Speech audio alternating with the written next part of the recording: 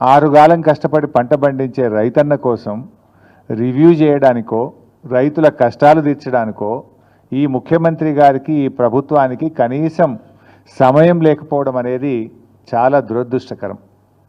అంటే ఈ ప్రభుత్వం రైతుల పట్ల ఏ పాటి చిత్తశుద్ధి ఉందో ఈరోజు మనకు స్పష్టంగా అర్థమవుతూ ఉంది. ధాన్యపు రాశులను గాలి కొదిలేసి అందాల పోటీలతో అందాల రాసుల చుట్టూ ఈ ముఖ్యమంత్రి గారు ఈ ప్రభుత్వం అంతా కూడా తిరుగుతూ ఉంది. ధాన్యపు రాశుల చుట్టూ తిరుగుతలేరు, అందాల రాశుల చుట్టూ తిరుగుతూ ఉంది ఈ ముఖ్యమంత్రి ఈ ప్రభుత్వం. మీ ప్రాధాన్యత ఏంది అని అడుగుతా ఉన్నా. ఈ ప్రభుత్వం అధికారంలోకి వచ్చిన 18 నెలల నుంచి కూడా రైతులను అరిగోస పెడతా ఉన్నారు. ధాన్యం కొనుగోలులో ఈ ప్రభుత్వ వైఫల్యం కొట్టొచ్చినట్టు కనబడతా ఉంది. ఈ సంవత్సరం ఏం చెప్పారు? 70 లక్షల మెట్రిక్ టన్నుల వడ్లు యాసంగి పంటలో కొంటామన్నారు. ఇవాళటికి 40 లక్షల మెట్రిక్ టన్నులు దాటలేదు.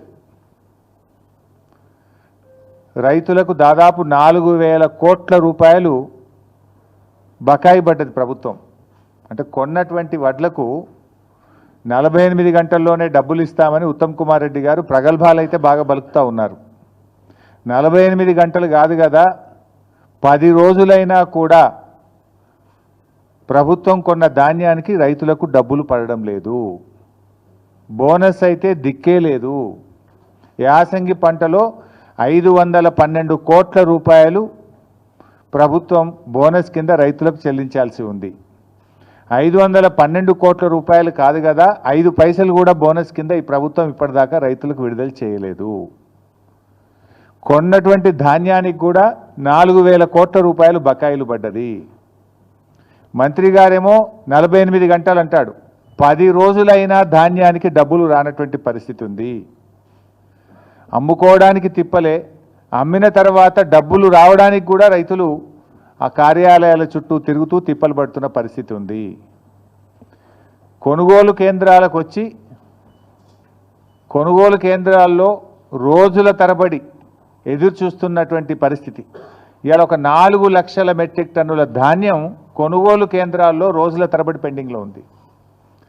కొన్నటువంటి ధాన్యం 1 లక్ష మెట్రిక్ టన్నులు మిల్లులకు పంపడానికి లారీలు లేక మిల్లులు దించుకోక 1 లక్ష మెట్రిక్ టన్నులు మధ్యలో మిగిలిపోయింది. అంటే ఎంత ఉదాసీనంగా ఈ ప్రభుత్వం ఉంది, రైతుల పట్ల ఎంత నిర్లక్ష్యంగా ఈ ప్రభుత్వం వ్యవహరిస్తుందనడానికి ఇది స్పష్టమైనటువంటి ఉదాహరణ. అంటే పెట్టుబడి సాయం అందించడంలో జాప్యం. మీకు తెలుసు, వానకాలం రైతు బంధు అయితే కొట్టిండ్రు, యాసంగి రైతు బంధు ఇవాళటికి 3 ఎకరాలకు కూడా వేయలేదు. ఇవాళ గౌరవనీయులైన ఉప ముఖ్యమంత్రి గారు చాలా గొప్పగా చెప్పేసిండు. ఏమంటుండో, మేము పెట్టుబడి సాయం కోసం బడ్జెట్లో 18,000 కోట్లు పెట్టినాం, ఏడాదంతా ఇస్తాం, మెల్లగా ఇస్తాం, ఏడాదంతా ఇస్తారట. ఎప్పుడు పెట్టుబడి సాయం అంటే ఎప్పుడు ఇవ్వాలి? పంటకు పెట్టుబడి సహాయం, విత్తనాలు కొనుక్కోవడానికో నాట్లు పడడానికంటే ముందు ఇవ్వాలి. కోతలైపోయినా యాసంగి పెట్టుబడి సాయం ఇవ్వలేదు ఉప ముఖ్యమంత్రి గారు. ఇలా ఖమ్మంలో చెప్తున్నాడు ఆయన గారు, మెల్లగా ఇస్తారట. మీరు కాంగ్రెస్ పార్టీ మేనిఫెస్టోలో ఏం పెట్టారు? కేసీఆర్ 10,000 ఇచ్చిండు, మేము 15,000 ఇస్తాం, ఆ 15,000 కూడా పంట సీజన్ ప్రారంభం కాకముందే రైతుల ఖాతాల్లో వేస్తామన్నాడు. ఇప్పుడు పంట సీజన్ ప్రారంభం కాదు, పంట సీజన్ అయిపోయింది, అయినా కూడా ఇంకా ఖాతాల్లో డబ్బులు పడలే. ఓడదాటదాకా ఓడమల్లప్ప, ఓడదాటినాక బోడమల్లప్ప. ఇది ఇంకా అసెంబ్లీ బడ్జెట్ స్పీచ్లో చెప్పిండి ఈ డైలాగ్ బట్టి విక్రమార్క గారు. ఇది నీకే వర్తిస్తుంది విక్రమార్క గారు. మొన్నటి బడ్జెట్ సమావేశాల్లో బడ్జెట్ స్పీచ్లో ఈ కథ చెప్పిండు. ఓడదాటినాక ఓడమల్లప్ప అంటే బోడదాటినాక బోడమల్లప్ప అని, ఓడదాటినాక బోడమల్లప్ప అని కథ చెప్పిండు. ఇది ఎవరికి వర్తిస్తుంది బట్టి గారు? నీకే వర్తిస్తుంది. నీ మేనిఫెస్టో తీసి చూసుకో. పంట పెట్టుబడి సాయం రైతులకు అందించడంలో జాప్యం, కొనుగోలు కేంద్రాల్లో ధాన్యం కొనుగోలు చేయడంలో జాప్యం, కొన్న ధాన్యాన్ని మిల్లులకు తరలించడంలో జాప్యం, గన్నీ బ్యాగులను సమకూర్చడంలో జాప్యం, రైతులకు సకాలంలో 48 గంటల్లో డబ్బులు వేస్తామని చెప్పి చెల్లించడంలో జాప్యం, ధాన్యాన్ని లారీలు ఎక్కించడానికి హమాలీలు లేరు, హమాలీలను సమకూర్చడంలో వైఫల్యం, కొనుగోలు కేంద్రాల్లో కనీస సౌకర్యాలు, త్రాగునీరు కానీ వడదెబ్బ తగలకుండా నీడను కలిగించడంలో ప్రభుత్వ వైఫల్యం, గన్నీ బ్యాగులు సకాలంలో సమకూర్చడంలో వైఫల్యం, గొప్పగా చెప్పిన బోనస్ను అందించడంలో ఘోర వైఫల్యం. అంటే మొత్తంగా కూడా అంతా బోగస్. ముఖ్యమంత్రి గారు పోయిన అసెంబ్లీ సమావేశాల్లో మాట్లాడుతూ మా ప్రభుత్వంలో తరుగే తీయడం లేదు, అసలు తరుగు ప్రశ్నే లేదు మా ప్రభుత్వంలో అని చాలా గొప్పగా అసెంబ్లీలో భారీ డైలాగులు కొట్టిండ్రు. ములుగు జిల్లా గోవిందరావుపేట మండలంలో ఒక జట్టి రాజు అనే ఒక రైతు 10 కిలోల తరుగు తీస్తున్నారని ఆత్మహత్యా యత్నం చేసుకున్నాడు. క్వింటాల్కు 10 కిలోల తరుగు తీస్తున్నారు. రేవంత్ రెడ్డి చెప్తాడు అసలు తరిగే తీస్తలేరు మా ప్రభుత్వంలోనే అసెంబ్లీలో చెప్తాడు. ములుగు జిల్లా సీతక్క గారి నియోజకవర్గం గోవిందరావుపేట మండల కేంద్రం, అదే గ్రామంలో జట్టి రాజు అనే రైతు 10 కిలోల తరుగు తీస్తుంటే పురుగుల మందు దాగి ఆత్మహత్య చేసుకునే ప్రయత్నం చేసిండు. ఇవాళ రాష్ట్ర వ్యాప్తంగా కూడా మీరు చూస్తే ఇవాళ రాష్ట్ర వ్యాప్తంగా చూస్తే తరుగు పేరుతో రైతులకు అన్యాయం జరుగుతుందని చెప్పి ఇవాళ అనేక చోట్ల ధర్నాలు జరుగుతూ ఉన్నాయి. సకాలంలో వడ్లు కొనడం లేదు, మొలకెత్తుతున్నాయి.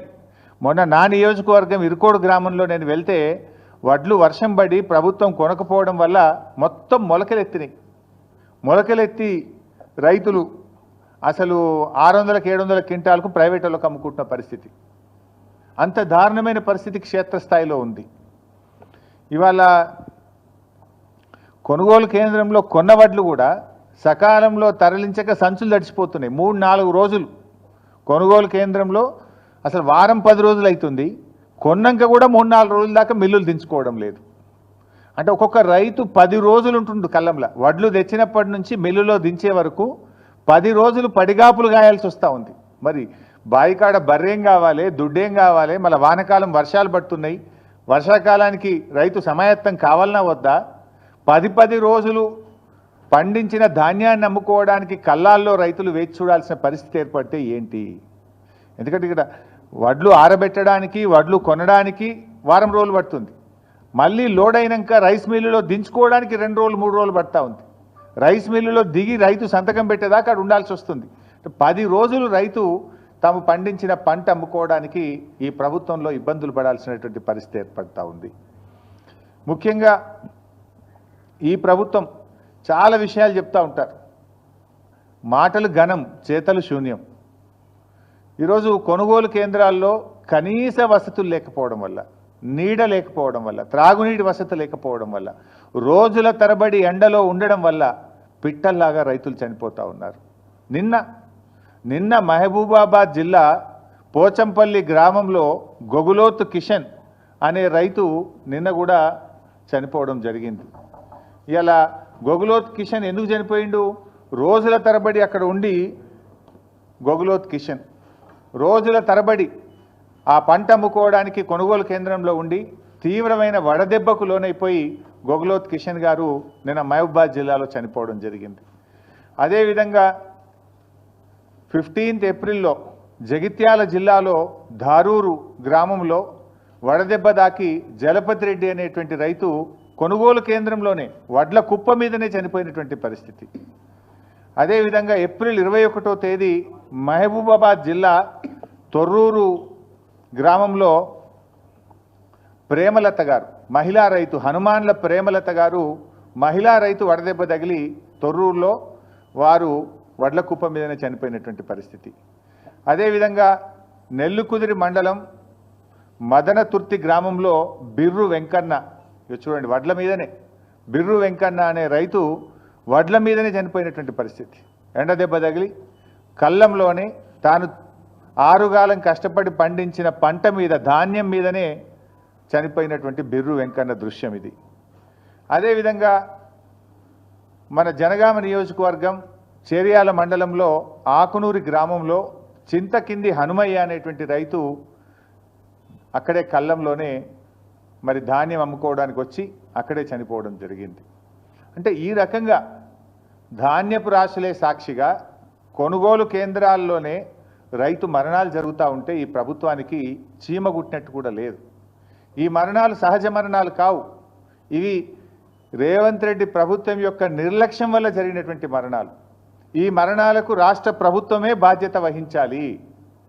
ఈ రైతులకు ఒక్కొక్కరికి 25 లక్షల ఎక్స్గ్రేషియా ఇచ్చి ఆ కుటుంబాలను ఆదుకోవాలని చెప్పి నేను ప్రభుత్వాన్ని డిమాండ్ చేస్తూ ఉన్నా. ఎందుకంటే ఇవి సహజ మరణాలు కావు.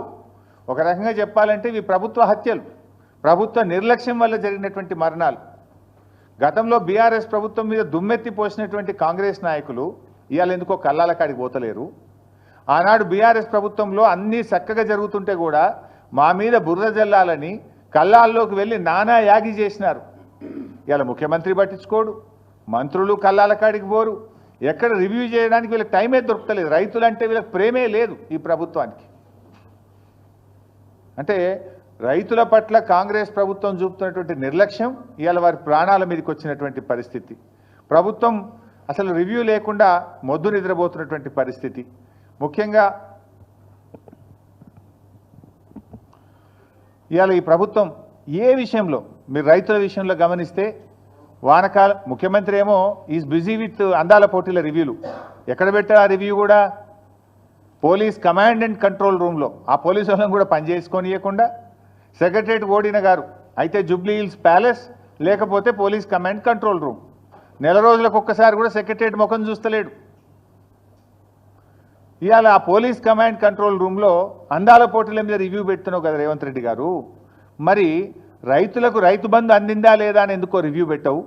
వానకాలం రైతు బంధు ఎగబెట్టివి, యాసంగి రైతు బంధు సగం మంది కూడా అయిపోతివి. రుణమాఫీ అందిందా లేదా?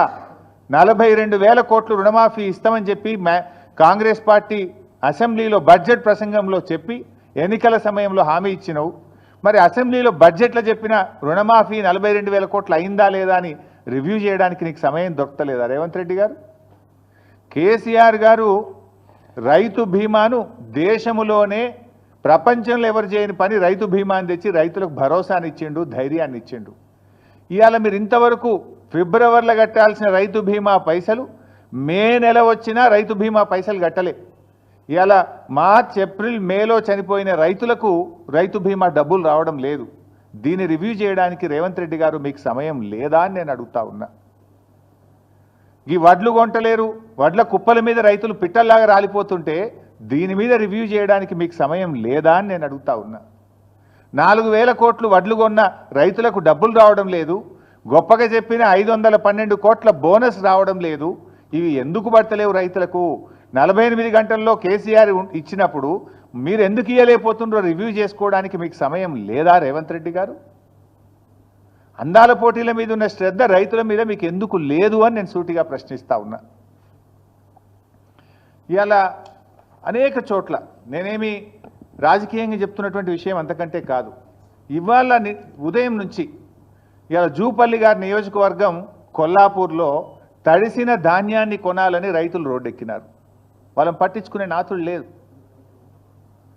తరుగు పేరిట కిలోల కొద్ది 4 కిలోలు 5 కిలోలు తీస్తుండ్రని చెప్పి ఇవాళ కొల్లాపూర్లో వాళ్ళు ధర్నా చేసిండ్రు. నాగర్ కర్నూలు జిల్లా పెంటపల్లి మండలం జటప్రోలులో ఇవాళ తడిసిన ధాన్యాన్ని కొనండి, మొలకలెత్తుతున్నాయి అని చెప్పి రోడ్డెక్కి రైతులు ధర్నా చేసిండ్రు. జగిత్యాలలో తూకంలో 4 కిలోలు 5 కిలోలు ఎక్కువ పెడుతున్నారు, మాకు బస్తా మీద 5 కిలోలు తీస్తే క్వింటాల్కి మీద 10 కిలోలు పోతుంది అని చెప్పి జగిత్యాలలో రైతులు ఇవాళ రోడ్డెక్కి ధర్నా చేసిండ్రు. అదేవిధంగా సిరిసిల్ల జిల్లాలో తంగెలపల్లి మండలం జిల్లెల గ్రామంలో వడ్లు కొనుగోలు చేయడం లేదని సిరిసిల్ల సిద్దిపేట హైవే మీద రాస్తా రోకో చేసిండ్రు. అదేవిధంగా సన్నవడ్లు కొంటలేరు, 2 నెలల నుంచి సన్నవడ్లు అమ్ముకోవడానికి కళ్ళంలో వడ్లు కోసి ఎదురు చూస్తున్నామని చెప్పి రాస్తా రోకో చేసినారు. వనపర్తి జిల్లాలో రాత్రి భారీ వర్షం పడి సంచులన్నీ తడిచిపోయినాయి, మక్కలు తడిచిపోయినాయి, కొంటలేరు అని చెప్పి మరి వనపర్తి మార్కెట్ యార్డ్ బయట రైతులు ఇవాళ ఆందోళనకు దిగినటువంటి పరిస్థితి. మా ఈశ్వరన్న గారు నియోజకవర్గం ధర్మపురిలో రాయపట్నంలో కూడా అక్కడ వడ్లు కొనడం లేదని చెప్పి ధర్నా చేసి కంప్లైంట్ ఇస్తే అక్కడ సీఈఓ ప్రభాకర్కు నోటీసులు జారీ అయినటువంటి పరిస్థితి. అదేవిధంగా ఖానాపూర్, ఆదిలాబాద్ జిల్లా ఖానాపూర్ మండలం ఏర్వచింతల గ్రామంలో 4 కిలోలు 5 కిలోలు ఎక్కువ జోకుతున్నారు, రైతులకు తరుగు పేరు మీద తాలు పేరు మీద తీస్తున్నారని చెప్పి పిఏసిఎస్ నిర్వాహకులను రూమ్లో వేసి తాళాలు వేసింది. ఇవాళ అంటే రాష్ట్రంలో ఈ జిల్లా ఆ జిల్లా కాదు, రాష్ట్రమంతా కూడా ఈ సమస్య ఉంటే ప్రభుత్వం ఎందుకు మొద్దు నిద్రపోతూ ఉంది? ఏదో అంటారు చూడు, రోమ్ తగలబెడుతుంటే ఫీడేలు వాయించుకున్న నీరో చక్రవర్తి లాగా రైతులు చనిపోతుంటే, రైతులు ఆత్మహత్య చేసుకుంటే, రైతులు రోజుల తరబడి పడిగాపులు కాస్తుంటే, రైతులు ఎండకు ఎండి వానకు తడిచిపోతుంటే మన ముఖ్యమంత్రి రేవంత్ రెడ్డి గారు ఏదో జూబ్లీ హిల్స్ ప్యాలెస్ చక్రవర్తి గారు మాత్రం అందాల పోటీల రివ్యూలు, ఢిల్లీ ట్రిప్పుల్లో బిజీగా ఉన్నారు. ఇదా రైతుల పట్ల మీకు ప్రేమ? మీకు ఓట్లేసి మిమ్మల్ని అధికారంలోకి తెచ్చి మిమ్మల్ని నమ్మి నువ్వు ఒకటే నాడు 2 లక్షల పైన రుణమాఫీ చేస్తా అని, 15,000 రైతు బంధు ఇస్తా అని, అన్ని పంటలకు బోనస్ ఇస్తా అని, పంటల బీమా తెస్తా అని ఒక్కటన్నా వరంగల్ డిక్లరేషన్లోని ఒక్కటన్నా నువ్వు అమలు చేసినవా రేవంత్ రెడ్డి అని నేను అడుగుతా ఉన్నా. రాహుల్ గాంధీ ఆయనే వచ్చి ఆ డిక్లరేషన్ను వరంగల్లో విడుదల చేసిండు. ఆయన అడగడు, ఈయన అమలు చేయడు. రాహుల్ గాంధీ కూడా బాధ్యత ఉంటుంది కదా, అడగాల్సిన బాధ్యత నీ చేతిలో. రాహుల్ గాంధీ క్రెడిబిలిటీ ఏముంటుంది రేపు? రాహుల్ గాంధీ రేపు వచ్చి ఉపన్యాసం చెప్తాడు, వింటాడా? ఏమని నమ్మాలి? ఏమని చెప్తావు? వరంగల్ ఇచ్చిన హామీ ఒక్కటి అమలు చేయలే అని రాహుల్ గాంధీ ముందుకు క్షమాపణ చెప్పాలి. ఏడాదిన్నర్థం అయింది, ఇంకెంతకాలం మోసం చేస్తారు? ఇచ్చిన హామీలు అమలు చేయమంటే రేవంత్ రెడ్డి గారు నన్ను ఢిల్లీకి పోతే చెప్పులు ఎత్తుకుపోయడం లెక్క చూస్తుర్రు, నాకు అప్పు ఉడతలేదు అని రేవంత్ రెడ్డి గారు మాట్లాడతారు. ఇవాళ పరిస్థితి ఏంటంటే ఆఖరికి పాకిస్తాన్ను నమ్మి అప్పిస్తున్నారు తప్ప రేవంత్ రెడ్డిని నమ్మి కూడా అప్పిస్తలేడు. నిన్న కూడా ఏదో పేపర్లు చూస్తే పాకిస్తాన్కి అప్పించినట్టు కనబడ్డది.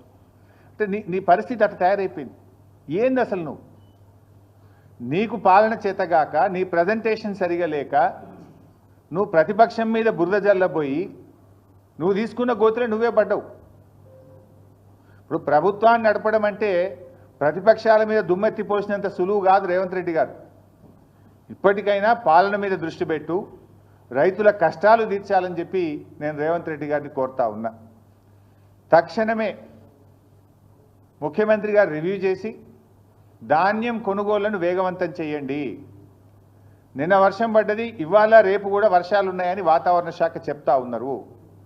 తడిసిన ధాన్యాన్ని కూడా రైతులకు ఇబ్బంది కలగకుండా అధికారులందరినీ కూడా తహసీల్దార్లను, ఆర్డీఓను, డిఎం సివిల్ సప్లైను, జాయింట్ కలెక్టర్లను క్షేత్రస్థాయిలో పంపించి మంత్రులు కూడా క్షేత్రస్థాయిలో వెళ్ళి తడిసిన ధాన్యాన్ని వెంటనే కొనుగోలు చేసి రైతులకు నష్టం జరగకుండా చూడండి. అసెంబ్లీలో ఉపన్యాసాలు ఇచ్చుడు కాదు, తరుగు తాలు పేరు మీద 5 కిలోల నుంచి 10 కిలోల వరకు రైతుల దగ్గర క్వింటాల్కు కట్ చేస్తూ ఉన్నారు కనుక దాన్ని రివ్యూ చేసి తాలు తరుగు లేకుండా కొనుగోలు జరిగే విధంగా రేవంత్ రెడ్డి గారు చర్యలు తీసుకోవాలని చెప్పి మేము డిమాండ్ చేస్తూ ఉన్నాం. ఒకవేళ ప్రభుత్వం స్పందించకపోతే బీఆర్ఎస్ పార్టీ పక్షాన పెద్ద ఎత్తున కార్యాచరణ సిద్ధం చేసుకొని బీఆర్ఎస్ పార్టీ రైతుల పక్షాన పోరాటం చేస్తుందని చెప్పి కూడా ఈ ప్రభుత్వాన్ని హెచ్చరిస్తూ ఉన్నాం. Thank you.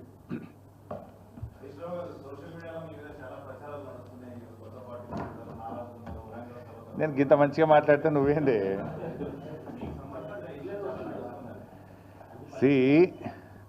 సోషల్ మీడియాలో వచ్చిన వార్తల మీద ట్విట్టర్లో నేను అదే రోజు ఖండించిన. 1, 2 చివరికి మా నాయకులు దాసోజు శ్రవణ్ గారు, ఎర్రోల శ్రీనివాస్ గారికి చెప్పి పోలీస్ స్టేషన్లో కంప్లైంట్ కూడా ఇచ్చి ఆ కంప్లైంట్ను కూడా నా ట్విట్టర్లో పోస్ట్ చేసి ఇటువంటి ఫేక్ ప్రచారం నమ్మొద్దని, తక్షణమే డీజీపీ గారు వీళ్ళ మీద చర్యలు తీసుకోవాలని చెప్పి కూడా నేను రాష్ట్ర డీజీపీ గారిని కోరిన విషయం కూడా మీ అందరికీ తెలిసిందే కదా. ఏం రగ్గారు?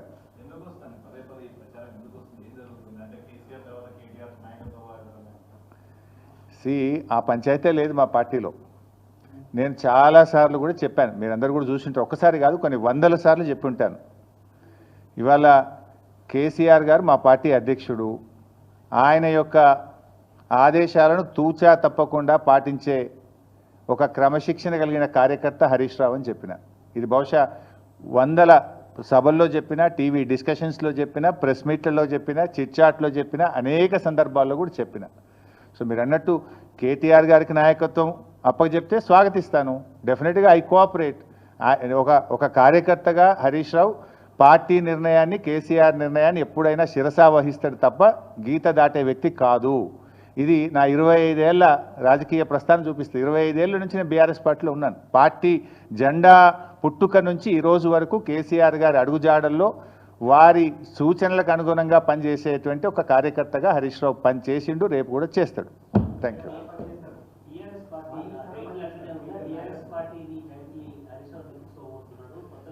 ఇవన్నీ చిల్లర ముచ్చట్లు బంద్ చేయాలి. ఇంత స్పష్టంగా కుండబద్దలు కొట్టినట్టు నేను మాట్లాడుతుంటే మీరు ఈ ప్రశ్నలు ఏందో నాకైతే అర్థమవుతలేదు. ఇంత కుండబద్దలు కొట్టినట్టు 100 సార్లు చెప్పినా మళ్ళీ ఈరోజు కూడా చెప్పినా కదా, my leader is KCR. What ever KCR says Harish Rao will follow it. That's all.